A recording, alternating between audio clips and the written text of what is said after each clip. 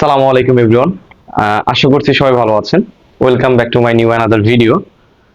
আজকে আমি একটা ভিন্ন ধরনের একটা ভিডিও নিয়ে আপনাদের মাঝে উপস্থিত হয়েছি। আশা করছি আপনাদের উপকার হবে ভিডিওটা যদি আপনারা পুরোটা দেখেন। আজকে আমি কথা বলবো আমাদের স্টুডেন্ট ভাই যারা আছেন বা যাদের বয়স 18 থেকে 35 বছরের মধ্যে, তারা চাচ্ছেন একটা ভালো দেশে জব করতে বা পড়াশোনা করতে।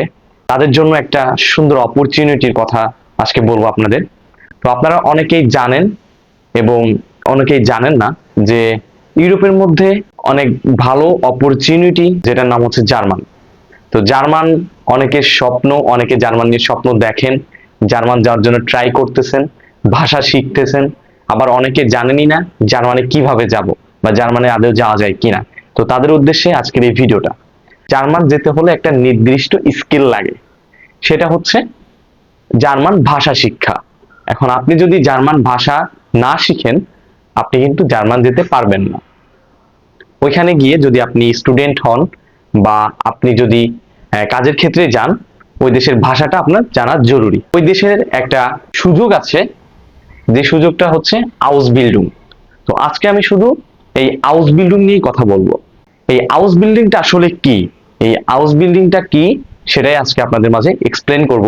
ভিডিওটা একটু বড় হবে, আপনারা যদি পুরাটা মনোযোগ সহকারে দেখেন আপনারা জানতে পারবেন আউস বিল্ডিং কি এবং আউস বিল্ডিং এ যেতে পারবো কিনা, আউস বিল্ডিং এ যেতে হলে কি স্কিল লাগবে, সম্পূর্ণটা আজকে আপনারা একটা ধারণা পেয়ে যাবেন আশা করি। হাউস বিল্ডিং এ যেতে হলে কিছু শর্ত রয়েছে। সেই শর্তটা হচ্ছে আপনাকে হতে হবে উচ্চ মাধ্যমিক পাস, অর্থাৎ এইচএসসি পাস। এই এইচএসসি পাস আপনি যদি করে থাকেন, আপনার যদি সার্টিফিকেট থাকে এবং আপনার যদি জার্মান ভাষা B1 কমপ্লিট থাকে, তাহলে আপনি জার্মানিতে হাউস বিল্ডিং যেতে পারবেন। এবার আমি আপনাদেরকে ক্লিয়ার করি হাউস বিল্ডিংটা কি। হাউস বিল্ডিং হচ্ছে এমন একটি সেক্টর, এটা হচ্ছে ভোকেশনাল টাইপের সেক্টর, কারিগরি শিক্ষা বলতে পারেন।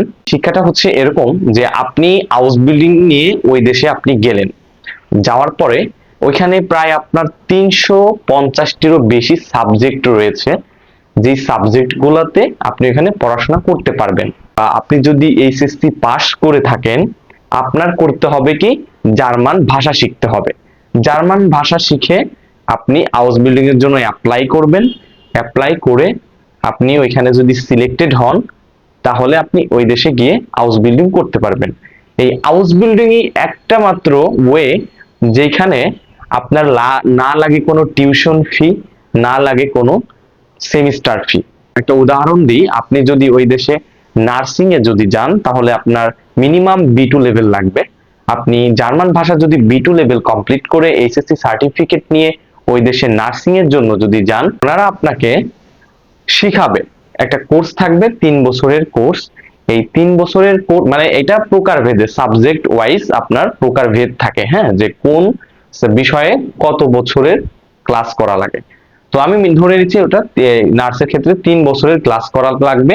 এই 3 বছরের ক্লাস করার পরে আপনি ওইখানে আপনার যদি ভ্যাকেন্সি খালি থাকে, আপনার মার্ক যদি ভালো থাকে, তাদের যদি ভ্যাকেন্সি খালি থাকে, তারাই ওইখানে আপনার মানে জব করার সুযোগ দিবে। আর সব থেকে মজার বিষয় হচ্ছে আপনি যেই কোর্সটা যতদিন করবেন বা ক্লাসটা আপনি যতদিন করবেন, ততদিন তারা আপনাকে একটা অ্যামাউন্ট প্রোভাইড করবে। এই প্রসেসে আগানোর জন্য আপনার প্রয়োজন হবে এইচএসসি পাস করা। দ্বিতীয় হচ্ছে জার্মান লেভেল 4টা কমপ্লিট করতে হবে। প্রথমে A1 কমপ্লিট করতে হবে, তারপরে A2 কমপ্লিট করতে হবে, তারপরে B1 কমপ্লিট করতে হবে, তারপরে B2 কমপ্লিট করতে হবে। আপনি B1 কমপ্লিট করার পরেই অ্যাপ্লাই করতে পারবেন। আপনি অনেকেই B1 কমপ্লিট করে বিভিন্ন সেক্টরে চলে যান জার্মানিতে। তো আপনিও চাইলে যেতে পারবেন জার্মানিতে, আপনার স্বপ্নের দেশ জার্মানিতে আপনি গিয়ে আপনার ক্যারিয়ার গড়তে পারবেন। তো সেটার জন্য আপনার করতে হবে কঠোর পরিশ্রম এবং নিজের ফোকাস। আপনার দৃঢ় মনোবল থাকতে হবে যে আমি জার্মানিতে যাব। সেটার জন্য আপনার প্রচুর পরিমাণে পড়াশোনা করতে হবে। আপনার জার্মান ভাষা শিখতে হবে মন দিয়ে। আপনি যদি জার্মান ভাষাটা শিখেন এবং আপনার যদি এসএসসি সার্টিফিকেট থাকে, তাহলে আপনি ইজিলি জার্মানিতে চলে যেতে পারবেন হাউস বিল্ডিং ভিসা নিয়ে। হাউস বিল্ডিং নিয়ে যদি কারোর মনে কোনো প্রশ্ন থেকে থাকে, আপনারা আমাকে সরাসরি প্রশ্ন করতে পারেন, আমি যথাসম্ভব উত্তর দেওয়ার চেষ্টা করব। আর আমি যেহেতু স্টুডেন্ট, আমি যেহেতু এখনো শিখছি ভাষাটা, তো আমি চিন্তাটা করলাম যে আমি যতটুকু শিখেছি সে ততটুকু আমি আপনাদের মাঝে একটু শেয়ার করার জন্য। দেখেন, এমনও হয়েছে যে আমি বিভিন্ন কোচিং সেন্টারে গিয়েছি বা আমি অনলাইনে ক্লাস করেছি, অনেক বিষয় আছে সেটা আমার মাথায় ঢুকেনি। তো ওই বিষয়গুলো আমি এমন ভাবে সাজিয়ে নিয়েছি যেগুলো খুব ইজিলি আমি বুঝতে পারবো।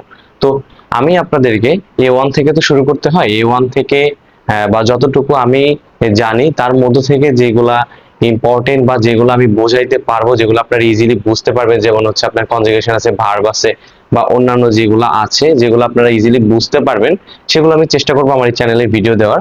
আপনারা আমার চ্যানেলে ভিডিওগুলো পেয়ে যাবেন বিভিন্ন ক্লাসের ইনশাল্লাহ। আপনারা সবাই আমার চ্যানেলটিকে সাবস্ক্রাইব করবেন, যারা এখনো সাবস্ক্রাইব করেননি তারা আমার চ্যানেলটিকে সাবস্ক্রাইব করে পাশেই থাকবেন। তো সবাই ভালো থাকবেন, সুস্থ থাকবেন। আল্লাহ হাফেজ।